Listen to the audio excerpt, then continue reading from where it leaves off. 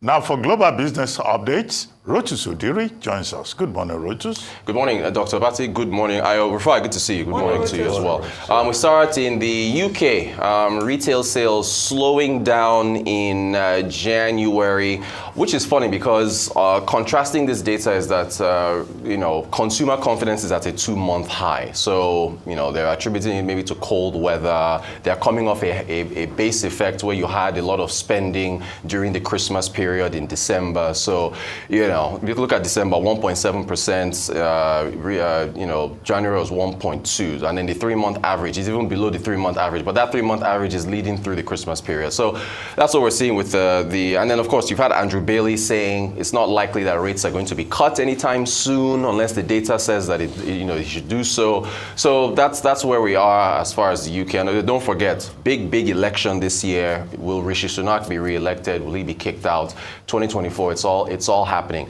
Take a look let's talk technology. The Apple Vision Pro, we talked about it being used. So Apple has put out a number of influencers. People thought this guy was trolling them and he was just messing about with his fingers. He then showed a video on, this is what, look, there you can see the subway. He's on a New York City subway, but he's working. He has a virtual keyboard. He's shifting different tabs that you would on your laptop as he's working. This thing, they're saying it is, because remember, people doubted the AirPods when they were released. They doubted the Mac. They doubted the iPhone, they doubted the all these other items that Apple released. This is on a subway, and if you've been on a New York subway, you know that reception can be a bit tough because you're underground. But he is literally doing his work, and so you could, over time, again, this thing costs $3,500, so it is very, very expensive. But the reviews have been good so far about the Apple Vision Pro and what it can do. Again, I repeat. In the future, people could be watching the morning show in their living rooms where the 3 of us are sitting there, or 4 of us rather, talking to them about different issues. So this, you are looking at the future. It's still very early days, but this is a massive viral video that's been going around the internet. So seeing this guy working and what possibly you can use this thing for. All right, from there, I think we move to the World Bank. The World Bank is, actually no, sorry, not the World Bank, the Grammys. So the viewership numbers are out. Average viewership was about 16.9 million. That is over the course of the 3-hour runtime. So a year-on-year rise of 34%. The most watched ceremony since 2020. It was also streaming. So Paramount Plus streams were up 173% year-on-year. The most watched segment was the memorial segment where Stevie Wonder and a number of other people came out. This was 9:45 Pacific time, and that averaged about 18.3 million. Data from Nielsen. We're still waiting to see whether the artists themselves will get a bump in terms of streaming numbers. So we'll be looking through that data to see how it pans out over the coming days and weeks. Okay, now I think we move to the World Bank. So Anna Bird is the Managing Director of Operations. She's here for a couple days. Going to meet with Wale Edu, Minister of Finance. Going to meet with the Minister of Budget and Economic Planning, Bagudu. Also going to meet with CBN Governor Cardoso, who, of course, we had that exclusive interview with yesterday, thanks to Bosun Omofaya of the Arise Exchange, which you can catch 7 p.m. Weekdays. So she's here. Also, the International Finance Corporation and the Bank of Industry held a conference in Lagos yesterday, and at this conference they were talking about supporting the industrials as far as boosting the industrial sector in Nigeria. The IFC, of course, has pumped quite a bit of money into Nigeria. It's a very, very strategic country on the African continent for the IFC in terms of what needs to be done. Here is Sergio Pimenta. He's the IFC Vice President for Africa. Here he is. He spoke to Paradise News yesterday. This conference, first of all, I think was a big success. As you can see, the room was full, many representation of different sectors of the private sector, particularly financial institutions, but not only. We had a lot of captains of industry who were present.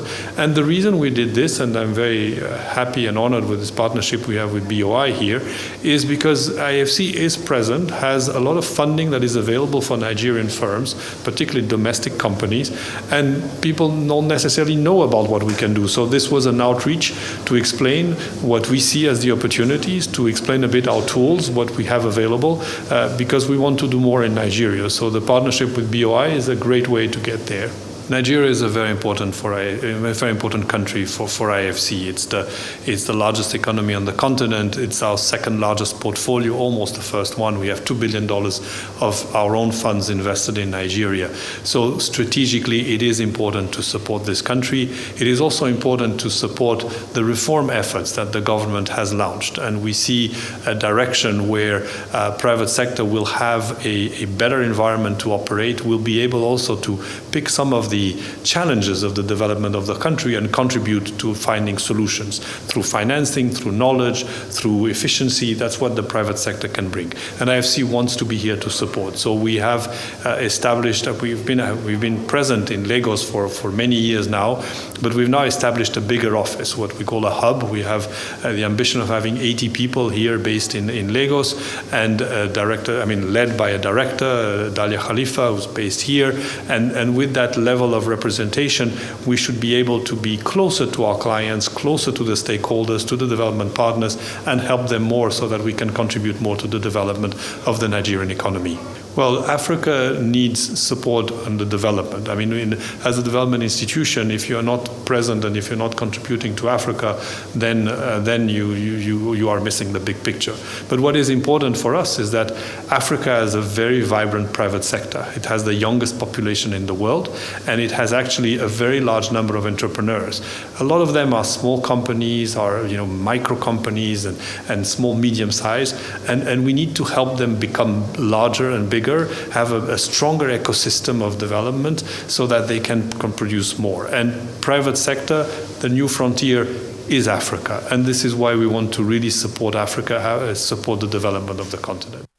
All right, finally, the cover of today's This Day newspaper, you three have already touched on it. The cost of living crisis, federal government expressing concern over rising cost of living, protests in Mina, Kano, and so on.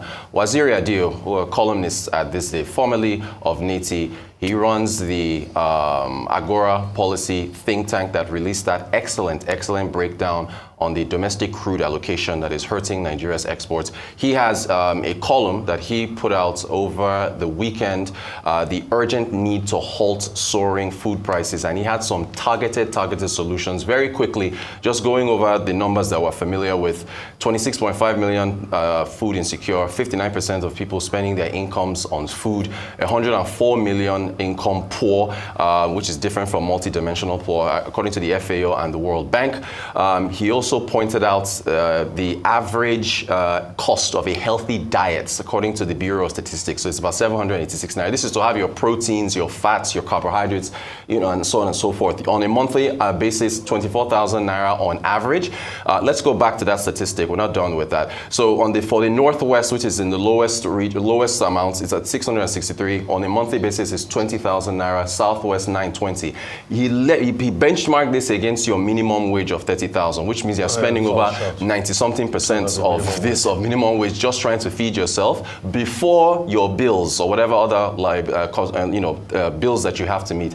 So his solutions, he mentioned the normal stuff we're talking, increasing productivity, but he focused on one, customs halting the exchange rate move. Customs wants to move the exchange rate for clearing goods to 1,300. He says that needs to be halted because we're import dependent. You will pass that cost on, or they will pass that cost on to consumers. And then reducing tariffs on food items. In the short term, it will hit incomes and might hit domestic producers.